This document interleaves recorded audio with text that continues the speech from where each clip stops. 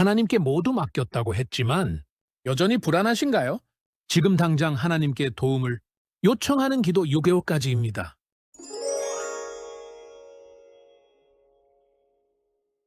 새벽 4시 30분. 오늘도 잠을 설치고 일어나셨죠? 옆구리가 아파서, 무릎이 시려서, 아니 그보다는 마음이 답답해서 잠이 안 오셨을 겁니다. 부엌에 나와 물 한 잔 드시면서 자녀 생각을 하셨을 겁니다. 저 아이는 잘 자고 있을까? 회사 일은 괜찮을까? 결혼은 언제 할까? 성경책을 펴고 기도하려는데 눈물부터 나옵니다. 하나님, 제 기도 들어주세요. 우리 아들, 우리 딸, 더 이상 말이 나오지 않습니다. 목사인 제가 솔직히 고백하겠습니다. 30년 목회를 했지만 저도 새벽마다 똑같은 경험을 합니다. 5년 전 겨울이었습니다. 제 어머니께서 갑자기 쓰러지셨다는 연락을 받았습니다. 병원으로 달려가는 차 안에서 저는 기도를 하려고 했습니다. 그런데 하나님, 이 한마디 후에 아무 말도 나오지 않았습니다. 목사인데도 말입니다. 강단에서는 그렇게 많은 말씀을 전하는데 정작 제 일이 닥치니 단 한 줄의 기도도 제대로 못했습니다. 여러분도 그런 경험 있으시죠? 너무 급하고 너무 절박하고 너무 막막해서 어떤 기도부터 해야 할지 모를 때 말입니다. 그날 밤 병원 응급실 의자에 앉아 있을 때였습니다. 옆에 계시던 한 할머니께서 조용히 중얼거리고 계셨습니다. 주님, 지금 당장 도와주세요. 제발요. 단순한 기도였습니다. 그런데 그 기도를 듣는 순간 제 마음에 평안이 찾아왔습니다. 그래, 복잡하게 기도할 필요 없구나. 지금 당장 도와달라고 부르짖으면 되는구나. 사랑하는 성도님, 하나님은 우리의 긴 기도, 멋진 기도를 원하지 않으십니다. 지금 당장 절박하게 부르짖는 그 한마디를 기다리고 계십니다. 오늘 제가 나누는 7가지 기도는 바로 그런 기도입니다. 새벽에 잠 못 이루며 자녀 걱정하시는 어머니를 위한 기도입니다. 병원비 걱정하며 한숨 쉬시는 아버지를 위한 기도입니다. 말로 표현하지 못하지만 마음속 깊이 아파하시는 모든 분들을 위한 기도입니다. 이 7가지 기도를 드릴 때 하나님께서는 즉시 응답하십니다. 한 가지 약속드립니다. 오늘 이 기도를 시작하시는 분들은 반드시 변화를 경험하실 것입니다. 지금부터 함께 나눠보겠습니다. 지금 당장 힘을 주세요 고백의 기도. 여러분, 우리 나이가 들수록 느끼는 게 있습니다. 젊었을 때는 내가 할 수 있어라고 생각했는데 이제는 내가 이렇게 약했나 싶은 순간이 많아집니다. 아침에 일어나는 것도 힘들고 계단 오르는 것도 숨이 차고 무엇보다 마음이 약해집니다. 자녀들 문제 하나만 생겨도 밤새 잠을 못 이루고 손주가 아프다는 소식에 가슴이 철렁 내려앉습니다. 내가 이렇게 약한 사람이었나? 스스로에게 실망할 때가 많습니다. 그런데 성경은 놀라운 말씀을 하고 있습니다. 고린도후서 12장 9절입니다. 내 은혜가 내게 족하도다. 이는 내 능력이 약한 데서 온전하여짐이라. 이 말씀을 보십시오. 하나님의 능력은 우리가 강할 때가 아니라 약할 때 온전해진다고 하십니다. 우리가 나는 할 수 있어라고 할 때가 아니라 나는 너무 약해요라고 고백할 때 하나님의 능력이 임한다는 것입니다. 많은 분들이 기도할 때 이렇게 합니다.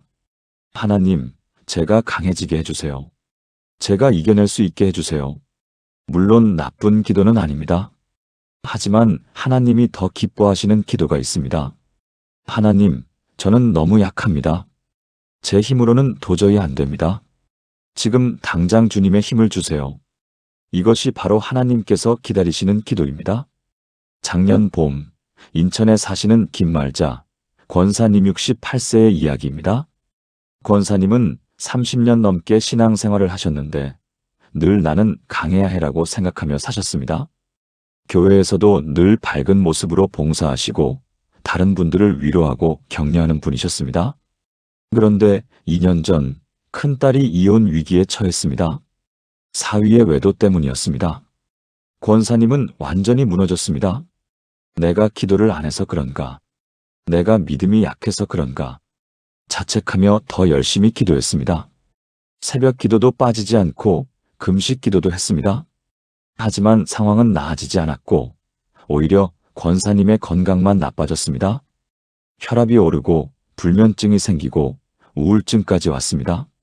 어느 날 새벽 기도하다가 그만 쓰러지고 말았습니다. 병원에 실려가서 일주일을 입원했습니다. 병상에 누워 계실 때 권사님은 처음으로 이렇게 기도했습니다.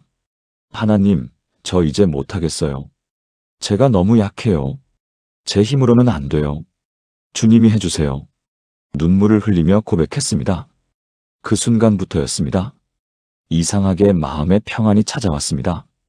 그래, 내가 다 해결하려고 하지 말자. 주님께 맡기자. 퇴원하고 집으로 돌아온 권사님은 매일 아침 이 기도를 시작했습니다. 하나님, 제가 너무 약합니다. 지금 당장 힘을 주세요. 한 달쯤 지났을 때입니다. 큰딸에게서 전화가 왔습니다. 엄마, 우리 다시 시작해보기로 했어요. 남편이 상담받기로 했어요.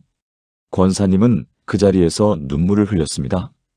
자기가 강해지려고 애쓸 때는 아무것도 바뀌지 않았는데 약함을 인정하고 하나님께 맡겼더니 하나님께서 일하기 시작하신 것입니다. 지금은 딸의 가정이 완전히 회복되었고 권사님도 건강을 되찾으셨습니다. 제가 만났을 때 권사님이 이렇게 말씀하셨습니다. 목사님, 제가 68년을 살면서 이제야 깨달았어요. 약함을 인정하는 게 믿음이라는 걸요. 사랑하는 여러분, 지금 저와 함께 이렇게 기도해 보시겠습니까? 사랑하는 하나님 아버지, 오늘 아침 제 약함을 주님 앞에 고백합니다. 저는 너무 약한 사람입니다. 제 힘으로는 자녀도 손주도 제 인생도 지킬 수 없습니다. 하지만 주님의 능력은 약한 데서 온전하여진다고 하셨습니다. 지금 이 시간 제 약함 위에 주님의 강함을 입혀주소서. 제가 포기하려는 것들을 주님께서 붙들어 주소서. 주님의 능력이 저를 통해 나타나게 하소서. 주님만 의지합니다. 예수님의 이름으로 기도합니다. 아멘. 이 기도를 매일 아침 드려보세요. 여러분의 약함이 하나님의 강함으로 바뀌는 기적을 경험하실 것입니다. 부모의 마음은 다 똑같습니다. 자녀가 몇 살이든 결혼을 했든 안 했든 늘 걱정입니다. 특히 새벽에 잠 못 이루고 자녀 생각하실 때 많으시죠? 저 아이가 회사에서 힘들어하는 건 아닐까?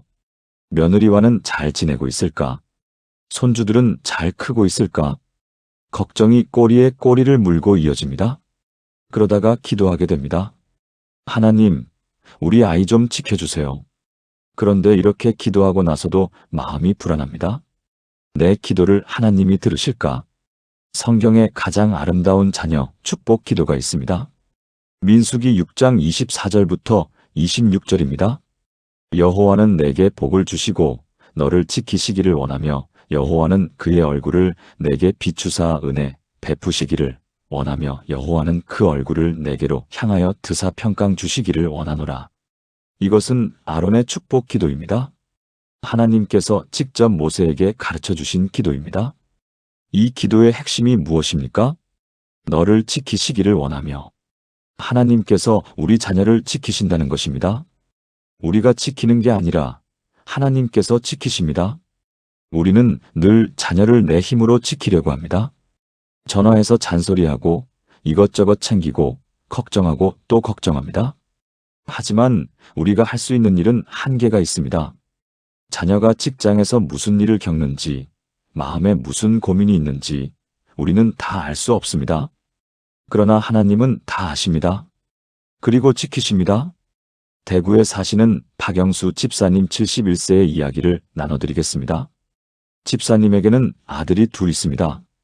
큰아들은 서울에서 회사를 다니고 작은아들은 부산에서 사업을 합니다. 3년 전 어느 날 큰아들에게서 전화가 왔습니다. 아버지, 저 회사 그만두려고 해요.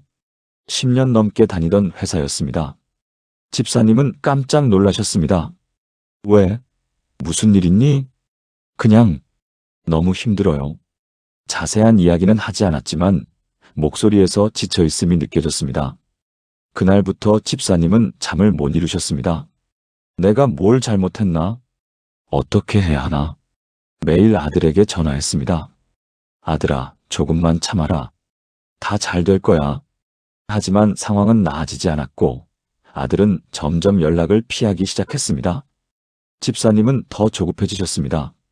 한 달쯤 지났을 때 새벽 기도회에서 목사님이 민수기 6장 말씀을 전했습니다. 하나님께서 여러분의 자녀를 지키십니다. 여러분이 지키는 게 아닙니다. 그 말씀을 듣는 순간 집사님은 눈물이 쏟아졌습니다. 그래, 내가 아들을 지키려고 했구나.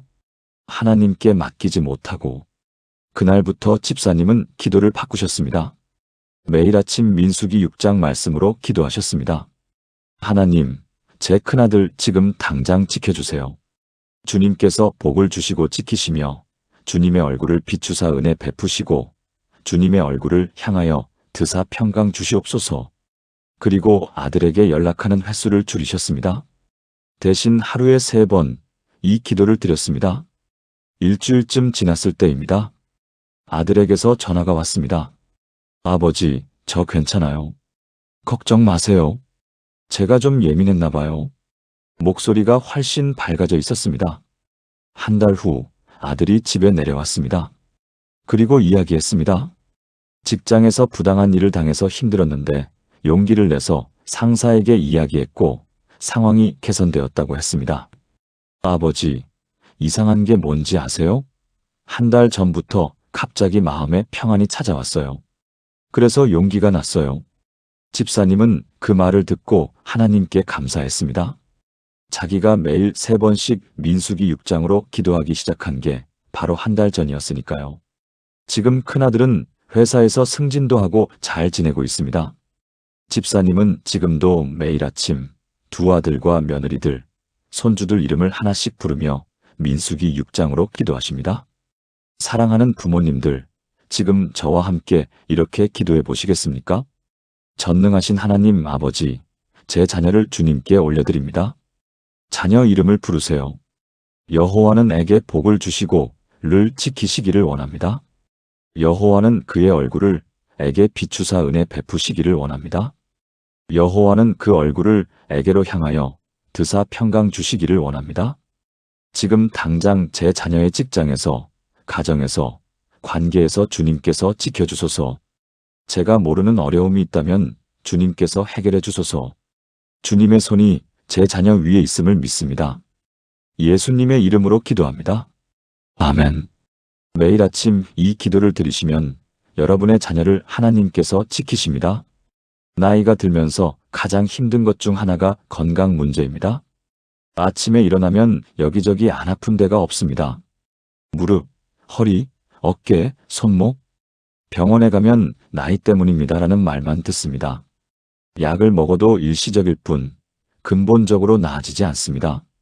그러다 보면 이런 생각이 듭니다. 이제 늙었으니 아픈 게 당연하지 뭐.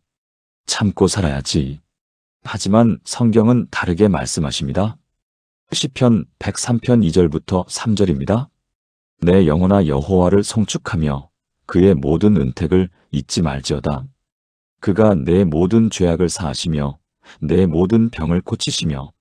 하나님은 우리의 모든 병을 고치시는 분입니다. 나이가 많든 적든 상관없습니다. 하나님께는 불가능이 없으십니다. 많은 어르신들이 이렇게 생각하십니다. 다른 사람들은 몰라도 나는 이미 늙었으니까 젊은 사람들이나 치유받지, 나 같은 사람은 그냥 참고 살아야지. 아닙니다. 하나님은 나이를 보지 않으십니다. 믿음을 보십니다. 울산에 사시는 최순덕 권사님 73세의 간증입니다. 권사님은 5년 전부터 무릎 관절염으로 고생하셨습니다. 처음에는 가끔 아팠는데 점점 심해져서 걷는 것도 힘들어졌습니다. 계단은 오르지도 못했고 교회 가는 것도 힘들었습니다. 병원에서는 인공관절 수술을 권했습니다. 하지만 수술이 두려웠습니다. 나이도 있고 수술 후 회복도 장담할 수 없다고 했습니다. 권사님은 매일 진통제를 먹으며 버텼습니다. 그런데 진통제를 먹으면 위가 안 좋아졌습니다. 위염이 생겼고 소화도 안 되고 속이 쓰렸습니다. 이러다가 죽는 거 아닌가. 두려움이 밀려왔습니다. 밤에 자다가도 무릎이 아파서 깨고 속이 쓰려서 깨고 제대로 잠을 잘 수가 없었습니다.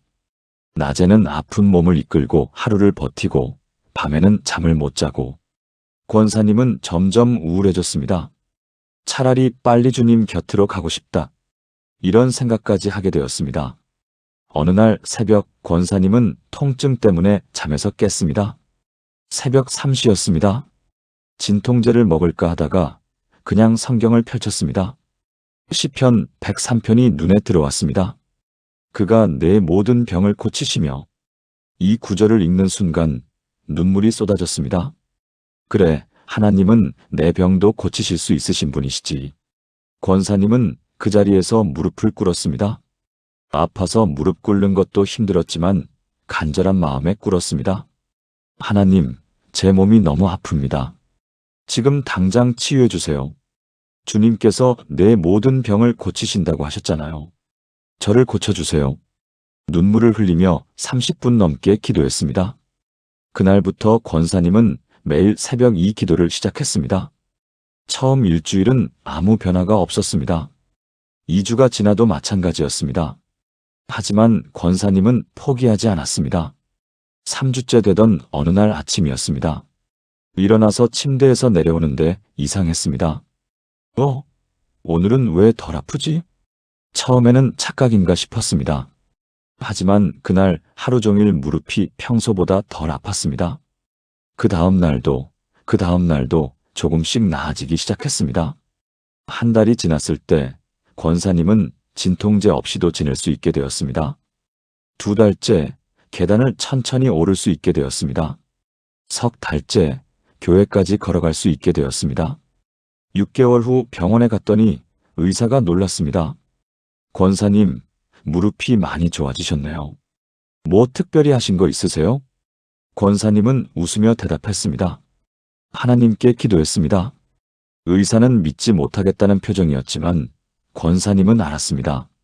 하나님께서 자기 무릎을 고쳐주셨다는 것을. 지금 권사님은 77세가 되셨는데 여전히 건강하게 교회에서 봉사하고 계십니다. 무릎도 좋아지고 위도 좋아지고 잠도 잘 주무십니다. 제가 만났을 때 권사님이 이렇게 말씀하셨습니다. 목사님, 나이가 많아도 하나님은 치유하세요. 포기하지 말고 기도하면 돼요. 사랑하는 어르신들, 지금 저와 함께 이렇게 기도해 보시겠습니까? 치유하시는 하나님 아버지, 제 몸의 아픈 곳을 주님께 올려드립니다. 무릎도 허리도 어깨도 손목도 모두 주님께 맡깁니다. 주님은 내 모든 병을 고치신다고 하셨습니다. 제 나이가 많아도 주님께는 상관없으심을 믿습니다. 지금 이 시간 주님의 치유의 손길이 제 몸 위에 임하기를 간구합니다. 통증을 멈춰주시고 염증을 낫게 하시고 뼈와 관절을 강하게 하소서. 밤에 편히 잠들게 하시고 아침에 거뜬하게 일어나게 하소서. 주님의 치유를 믿고 선포합니다. 예수님의 이름으로 기도합니다. 아멘. 이 기도를 매일 드리시면 하나님께서 여러분의 몸을 치유하십니다. 혼자 계시는 시간이 많으시죠? 자녀들은 다 출근하고 손주들은 학교 가고 집에 혼자 남으면 텅 빈 것 같습니다. TV를 켜도 재미없고 친구에게 전화하고 싶어도 괜히 미안해서 망설여집니다. 괜히 전화했다가 바쁘면 어쩌지. 결국 하루 종일 말 한마디 안 하고 지낼 때도 있습니다. 이런 외로움은 젊은 사람들은 잘 모릅니다. 가족이 있어도 자녀가 있어도 느껴지는 외로움. 이것은 설명하기 힘든 감정입니다. 성경에도 외로움을 느낀 사람들이 많이 나옵니다. 시편 25편 16절입니다. 주께로 돌이키사 내게 은혜를 베푸소서. 나는 외롭고 괴로우니이다. 다윗도 외로웠습니다. 왕이었지만 주변에 사람이 많았지만 외로웠습니다. 그래서 하나님께 부르짖었습니다. 나는 외롭고 괴로우니이다. 여러분, 외로움을 느끼는 것은 잘못이 아닙니다. 믿음이 약해서도 아닙니다. 인간은 원래 관계 속에서 살도록 창조되었습니다. 하나님과의 관계, 사람과의 관계. 이 관계가 약해지면 외로움을 느끼는 것은 당연합니다. 그런데 많은 분들이 외로움을 느끼면 자책하십니다. 나만 이런가? 다른 사람들은 안 그런가 봐. 믿음이 있으면 외롭지 않아야 하는데. 아닙니다. 외로움은 하나님께 더 가까이 가라는 신호입니다. 부산에 사시는 이경자 권사님 69세의 이야기입니다. 권사님은 5년 전에 남편을 먼저 하늘나라로 보내셨습니다. 40년을 함께 산 동반자였습니다. 처음 1년은 자녀들이 자주 와서 챙겨줬습니다. 하지만 시간이 지나면서 자녀들도 각자 바빠졌습니다. 일주일에 한 번 전화 오는 것도 부담스러워했습니다. 권사님은 점점 혼자 있는 시간이 길어졌습니다. 아침에 일어나면 빈집이고 밥을 먹어도 혼자고 잠들 때도 혼자였습니다. 남편과 함께 앉아서 TV 보던 소파에 혼자 앉아 있으면 눈물이 났습니다. 이렇게 외로울 줄 몰랐다. 교회에 가도 마찬가지였습니다. 다른 권사님들은 남편과 함께 오시는데 자기만 혼자였습니다. 예배 끝나고 다들 가족끼리 밥 먹으러 가는데 자기는 혼자 집으로 돌아왔습니다. 권사님은 점점 교회 가기도 싫어졌습니다. 차라리 집에 있는 게 낫지. 어느 날 권사님은 하루 종일 아무도 만나지 않고 집에만 있었습니다. 말 한마디 하지 않은 채 저녁이 되자 너무 외로워서 견딜 수가 없었습니다. 그때 성경책이 눈에 들어왔습니다. 펼쳐보니 시편 25편이었습니다. 나는 외롭고 괴로우니이다. 이 구절을 읽는 순간 권사님은 펑펑 울었습니다. 다윗도 외로웠구나. 나만 외로운 게 아니구나. 그리고 그 다음 구절을 읽었습니다. 주께로 돌이키사 내게 은혜를 베푸소서. 그래, 주님께 가야지. 주님께 이 외로움을 말씀드려야지. 권사님은 그 자리에서 기도를 시작했습니다. 하나님, 제가 너무 외롭습니다. 지금 당장 위로해 주세요. 처음에는 눈물만 나왔습니다. 말이 안 나왔습니다. 하지만 계속 기도했습니다. 30분, 1시간, 2시간. 그렇게 기도하고 나니 이상하게 마음이 편안해졌습니다. 주님이 나와 함께 계시구나. 그날부터 권사님은 매일 저녁 이 기도를 시작했습니다. 저녁 6시만 되면 소파에 앉아서 기도했습니다. 하나님, 오늘도 외로웠습니다. 하지만 주님이 함께 하심을 믿습니다. 일주일이 지나자 변화가 생겼습니다. 여전히 혼자였지만 외롭지 않았습니다. 주님이 나와 함께 계시는데 무슨 외로움이 있겠소? 한 달쯤 지났을 때 권사님은 다시 교회에 나가기 시작했습니다. 그런데 이번에는 마음이 달랐습니다. 다른 사람들과 비교하지 않았습니다. 나는 주님과 함께 왔다. 이렇게 생각하니 혼자 온 것이 외롭지 않았습니다. 그리고 신기한 일이 생겼습니다. 권사님과 비슷한 처지의 분들이 눈에 들어오기 시작했습니다. 남편을 먼저 보낸 분, 자녀들이 멀리 있는 분, 혼자 사시는 분들. 권사님은 그분들에게 먼저 다가갔습니다. 권사님, 저희 예배 끝나고 같이 밥 먹을까요? 처음에는 어색했지만 점점 친해졌습니다. 지금은 5명의 권사님들이 매주 함께 밥을 먹고 함께 기도하는 모임을 만들었습니다. 권사님은 더 이상 외롭지 않습니다. 주님이 함께 하시고 믿음의 가족들이 함께 하니까요. 제가 만났을 때 권사님이 이렇게 말씀하셨습니다. 목사님, 외로움은 하나님께 더 가까이 가라는 신호예요. 그걸 깨달으면 외로움도 축복이 돼요. 사랑하는 여러분, 지금 저와 함께 이렇게 기도해 보시겠습니까? 사랑의 하나님 아버지, 제 마음의 외로움을 주님께 고백합니다. 혼자 있을 때 느끼는 이 빈 마음, 이 허전함을 주님께 올려드립니다. 주님께서 나는 외롭고 괴로운 자를 돌아보신다고 하셨습니다. 지금 이 시간 주님의 위로가 제 마음에 임하기를 간구합니다. 주님이 항상 나와 함께 하심을 믿게 하소서. 이 외로움을 통해 주님께 더 가까이 가게 하소서. 그리고 나와 같이 외로운 사람들을 만나게 하시고 그들과 함께 주님의 사랑을 나누게 하소서. 주님의 임재를 경험하게 하소서. 예수님의 이름으로 기도합니다. 아멘. 이 기도를 매일 드리시면 외로움이 주님과의 친밀함으로 바뀝니다. 은퇴하고 나면 경제적으로 힘들어집니다. 연금만으로는 생활하기 빠듯하고 병원비는 계속 나가고 자녀들한테 손 벌리기는 미안하고 특히 명절 때나 자녀들 경조사 있을 때 가장 힘듭니다. 얼마를 줘야 하나? 이번 달 생활비에서 빼면 모자라는데 마트에 가서도 가격표를 보며 한숨 쉬게 됩니다. 예전에는 이것도 안 비쌌는데 결국 필요한 것도 사지 못하고 돌아올 때가 많습니다. 이런 경제적 어려움은 마음까지 힘들게 합니다. 내가 이렇게 무능했나? 노후 준비를 못한 내가 잘못이지. 자책하게 되고 우울해집니다. 하지만 성경은 분명히 말씀하십니다. 빌립보서 4장 19절입니다. 나의 하나님이 그리스도 예수 안에서 영광 가운데 그 풍성한 대로 너희 모든 쓸 것을 채우시리라. 하나님은 우리의 모든 쓸 것을 채우시는 분입니다. 나이가 많든 적든, 가진 게 많든 적든 상관없습니다. 하나님의 공급은 무한하십니다. 광주에 사시는 정만수 집사님 74세의 간증입니다. 집사님은 3년 전에 은퇴하셨습니다. 평생 성실하게 일하셨지만 노후 준비가 충분하지 못했습니다. 연금이 적었고 저축도 많지 않았습니다. 은퇴하고 나니 막막했습니다.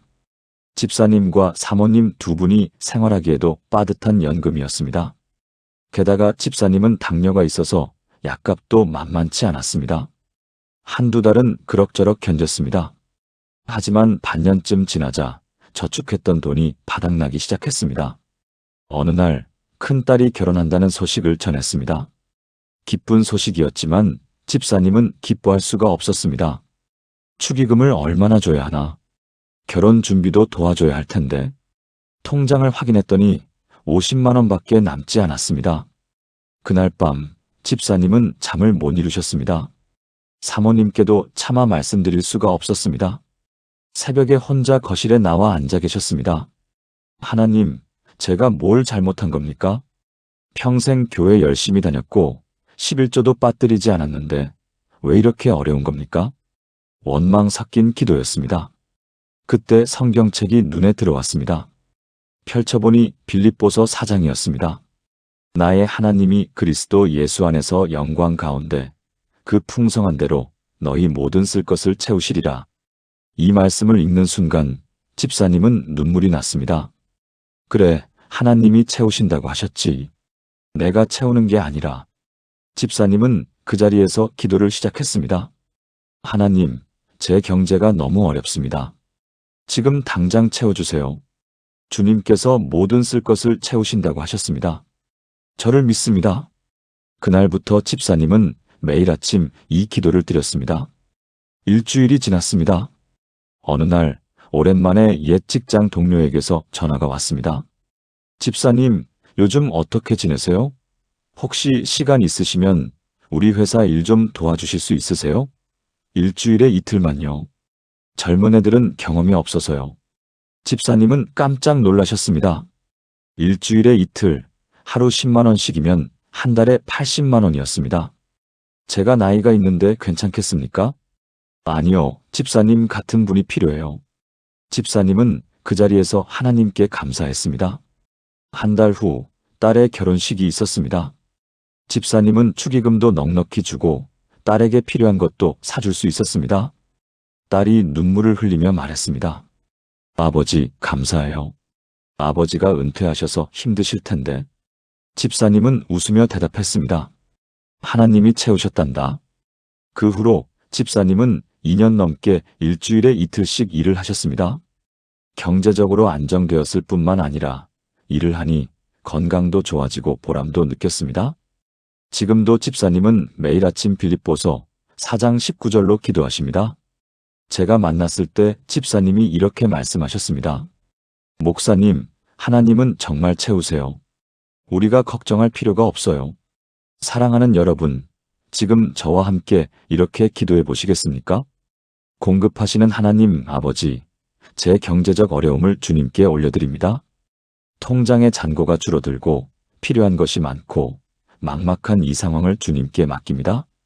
주님께서 그 풍성한 대로 모든 쓸 것을 채우신다고 하셨습니다. 지금 이 시간 주님의 공급하심을 믿고 선포합니다. 제게 필요한 것을 주님께서 아시고 채워주실 줄 믿습니다.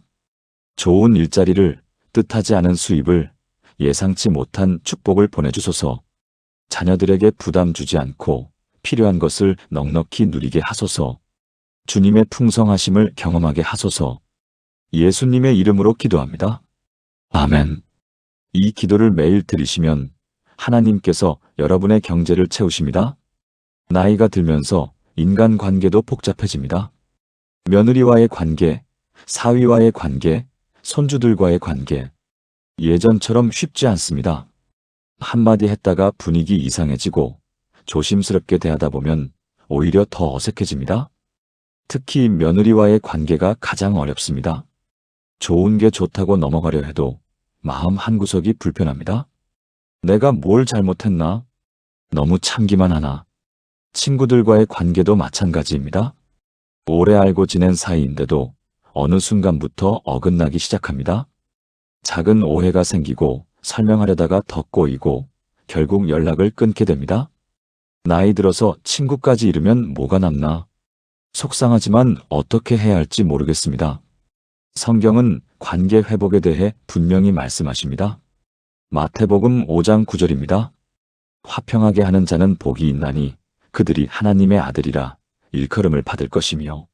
하나님은 화평을 원하십니다. 관계의 회복을 원하십니다. 그리고 그것을 위해 기도하는 자를 축복하십니다. 천안에 사시는 김영희 권사님 66세의 이야기입니다. 권사님은 둘째 며느리와 관계가 좋지 않았습니다. 처음에는 괜찮았는데 손주가 태어나면서부터 미묘해지기 시작했습니다. 권사님은 손주 육아를 도와주고 싶었습니다. 하지만 며느리는 별로 내키지 않아 했습니다. 어머님 괜찮아요. 저희가 할게요. 권사님은 섭섭했습니다. 내가 뭐 잘못 키우기라도 하나. 3명이나 키워본 사람인데. 그 후로 권사님은 며느리 눈치를 보게 되었습니다. 손주 보러 가고 싶어도 먼저 말을 못했습니다. 며느리가 오라고 할 때만 갔습니다. 한 달에 한두 번밖에 못 봤습니다. 권사님은 속상했습니다. 첫째 며느리는 자주 오라고 하는데 둘째 며느리는 그렇지 않았으니까요. 똑같이 대하는데 왜 이럴까? 내가 뭘 잘못했나? 어느 날 권사님은 친한 집사님께 이 이야기를 했습니다. 그런데 그 집사님이 며느리한테 이야기를 해버렸습니다. 권사님이 많이 섭섭해 하시더라. 며느리는 그 말을 듣고 화가 났습니다. 시어머니가 나를 험담하고 다니네. 그 후로 며느리는 권사님께 더 냉담해졌습니다. 권사님은 너무 힘들었습니다. 내가 왜 이런 일을 겪어야 하나? 하나님, 왜요? 잠도 못 자고 밥도 제대로 못 먹었습니다. 둘째 아들한테 말하려다가 그만뒀습니다. 말했다가 아들이 며느리한테 뭐라고 하면 관계가 더 나빠지겠지. 그렇게 6개월을 서가리했습니다. 어느 주일 예배 시간이었습니다. 목사님이 마태복음 5장 말씀을 전했습니다. 화평하게 하는 자는 복이 있나니. 권사님은 그 말씀을 듣는 순간 깨달았습니다. 내가 화평을 깨뜨렸구나. 며느리 탓만 하고 하나님께는 기도하지 않았구나. 그날부터 권사님은 기도를 시작했습니다. 하나님, 제 관계가 너무 힘듭니다. 며느리와의 관계를 지금 당장 회복시켜 주세요. 처음에는 며느리가 변하기를 바라는 기도였습니다. 하나님, 며느리가 마음을 열게 해주세요. 하지만 기도하면 할수록 하나님께서 권사님의 마음을 먼저 변화시키기 시작하셨습니다. 내가 며느리 입장은 생각해봤나? 시어머니가 자꾸 육아에 참견하면 부담스러웠겠지. 권사님은 며느리에게 문자를 보냈습니다. 며느리 미안해. 내가 너무 나섰던 것 같아. 내가 알아서 잘하는데 자꾸 참견했구나. 용서해 줄래? 며느리는 답장을 보내지 않았습니다. 권사님은 실망했지만 계속 기도했습니다. 하나님, 제 마음을 더 낮춰주세요. 일주일 후 며느리에게서 전화가 왔습니다. 어머니, 저도 죄송해요. 제가 너무 예민했어요. 이번 주말에 오실래요? 손주가 할머니 보고 싶대요. 권사님은 눈물이 났습니다. 그 주말, 권사님은 며느리 집에 갔습니다. 둘은 오랜만에 마음을 열고 이야기를 나눴습니다. 며느리도 사실은 힘들었다고 했습니다. 일과 육아를 병행하느라 지쳐서 시어머니께 도움을 받으면 신세 지는 것 같아서 거절했다고 했습니다. 권사님은 며느리를 꼭 안아줬습니다. 우리 이제 서로 힘들 때 말하자. 나는 내 편이야. 그 후로 권사님과 며느리의 관계는 완전히 회복되었습니다. 지금은 일주일에 두세 번씩 만나고 통화도 자주 합니다. 며느리가 먼저 전화해서 육아 조언을 구하기도 합니다. 제가 만났을 때 권사님이 이렇게 말씀하셨습니다. 목사님, 관계는 기도로 회복돼요. 내가 변하면 상대도 변해요. 사랑하는 여러분, 지금 저와 함께 이렇게 기도해 보시겠습니까? 화평의 하나님 아버지, 제 관계의 어려움을 주님께 올려드립니다. 며느리와의 관계, 사위와의 관계, 친구와의 관계 모두 주님께 맡깁니다. 주님께서 화평하게 하는 자를 축복하신다고 하셨습니다. 지금 이 시간 제 마음을 먼저 변화시켜 주소서. 상대방의 입장을 이해하게 하시고 제 잘못을 먼저 볼 수 있게 하소서. 겸손한 마음으로 먼저 다가갈 수 있는 용기를 주소서. 오해를 풀고 마음을 열고 관계를 회복하게 하소서. 주님의 사랑으로 모든 관계가 치유되기를 간구합니다. 예수님의 이름으로 기도합니다. 아멘. 이 기도를 매일 드리시면 하나님께서 여러분의 관계를 회복시키십니다. 나이가 들면서 가장 힘든 것 중 하나가 미래에 대한 불안입니다. 언제까지 건강할 수 있을까? 자녀들에게 짐이 되지 않을까? 나중에 혼자 움직이지 못하게 되면 어쩌지? 요양원에 가야 하나? 밤에 이런 생각을 하다 보면 잠을 못 이룹니다. 젊었을 때는 미래가 희망이었는데 이제는 미래가 두렵습니다. 뉴스에서 독거노인 고독사 이야기를 들으면 남의 일 같지 않습니다. 나도 저렇게 되는 건 아닐까?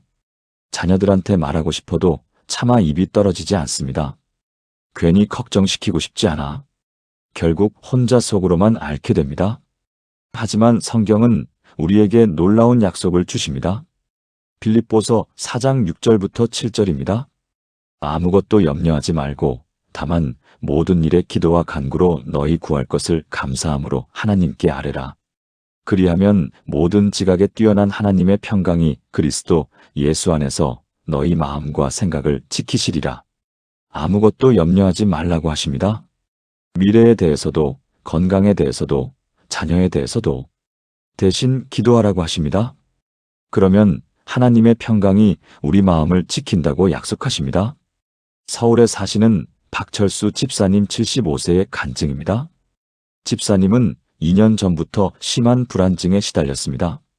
밤에 잠을 못 자고 가슴이 두근거리고 손이 떨렸습니다. 병원에 가서 검사를 받았더니 몸은 건강하다고 했습니다. 스트레스 때문입니다. 불안장애 같은데 정신과 상담을 받아보세요. 집사님은 정신과는 가기 싫었습니다. 내가 정신병자도 아니고 대신 약국에서 수면제를 사서 먹기 시작했습니다. 처음에는 효과가 있었습니다. 하지만 점점 약에 의존하게 되었고 약 없이는 잠을 못 자게 되었습니다. 집사님의 불안은 점점 심해졌습니다. 내가 치매 걸리면 어쩌지? 암에 걸리면 어쩌지? 자녀들한테 짐이 되면 어쩌지? 밤낮으로 이런 생각만 했습니다. 아내가 걱정했습니다. 여보, 교회 목사님께 상담받아보는 게 어때요? 집사님은 거절했습니다. 목사님이 뭘 알아? 젊은 사람이 노인의 불안을 이해하겠어? 어느 날 새벽 집사님은 또 불안 때문에 잠에서 깼습니다. 가슴이 답답하고 숨이 막히는 것 같았습니다. 이러다가 심장마비로 죽는 거 아닌가? 공황 상태가 왔습니다. 집사님은 침대에서 내려와 거실로 나왔습니다. 소파에 앉아서 숨을 고르려고 했습니다. 그때 테이블 위에 성경책이 보였습니다. 평소 아내가 새벽에 읽던 성경책이었습니다. 집사님은 그 성경책을 집어들었습니다. 펼쳐보니 빌립보서 4장이었습니다. 아무것도 염려하지 말고. 이 구절을 읽는 순간 집사님은 울음이 터졌습니다. 그래, 나는 모든 걸 염려하고 있었구나. 계속 읽어 내려갔습니다. 다만 모든 일에 기도와 간구로. 나는 기도는 하지 않고 걱정만 했구나. 그리하면 모든 지각에 뛰어난 하나님의 평강이 너희 마음과 생각을 지키시리라. 이 약속을 읽는 순간 집사님의 마음에 평안이 찾아왔습니다. 집사님은 그 자리에서 무릎을 꿇었습니다. 하나님, 제 미래가 너무 불안합니다. 지금 당장 평안을 주세요. 주님께서 아무것도 염려하지 말라고 하셨습니다. 제 모든 걱정을 지금 주님께 맡깁니다. 30분 넘게 기도했습니다. 그날 밤 집사님은 약 없이 잠들었습니다. 오랜만에 푹 잔 것 같았습니다. 그날부터 집사님은 매일 아침 저녁으로 이 기도를 시작했습니다. 처음 일주일은 여전히 불안이 올라왔습니다. 하지만 불안이 올라올 때마다 기도했습니다. 하나님, 지금 당장 평안을 주세요. 2주가 지나자 조금씩 달라지기 시작했습니다. 불안의 강도가 약해졌습니다. 한 달이 지나자 수면제 없이도 잘 수 있게 되었습니다. 2달째 집사님은 완전히 달라져 있었습니다. 여전히 미래에 대한 걱정은 있었지만 그것이 불안으로 이어지지 않았습니다. 그래, 하나님께 맡기면 돼. 이렇게 생각하니 마음이 편했습니다. 석 달째 집사님은 교회에서 노인 신방 봉사를 시작했습니다. 자기보다 더 외롭고 힘든 어르신들을 방문하며 위로했습니다. 그러면서 깨달았습니다. 내 미래 걱정하느라 지금 할 수 있는 일들을 못했구나. 지금 집사님은 77세가 되셨는데 여전히 건강하게 봉사하고 계십니다. 미래에 대한 불안은 거의 사라졌습니다. 하루하루를 하나님께 맡기고 살면 돼요. 제가 만났을 때 집사님이 이렇게 말씀하셨습니다. 목사님, 불안은 미래를 걱정하는 거예요. 하지만 하나님은 미래도 이미 준비하셨어요. 우리는 오늘만 살면 돼요. 사랑하는 여러분, 지금 저와 함께 이렇게 기도해 보시겠습니까? 평강의 하나님 아버지, 제 미래에 대한 모든 불안을 주님께 올려드립니다. 건강에 대한 걱정, 경제에 대한 걱정, 자녀에 대한 걱정, 외로움에 대한 걱정, 모든 것을 주님께 맡깁니다. 주님께서 아무것도 염려하지 말라고 하셨습니다. 지금 이 시간, 제 마음과 생각을 주님의 평강으로 지켜주소서. 내일 일은 내일 염려하게 하시고 오늘 하루만 주님과 함께 살게 하소서. 미래에 대한 두려움 대신 주님에 대한 신뢰를 주소서.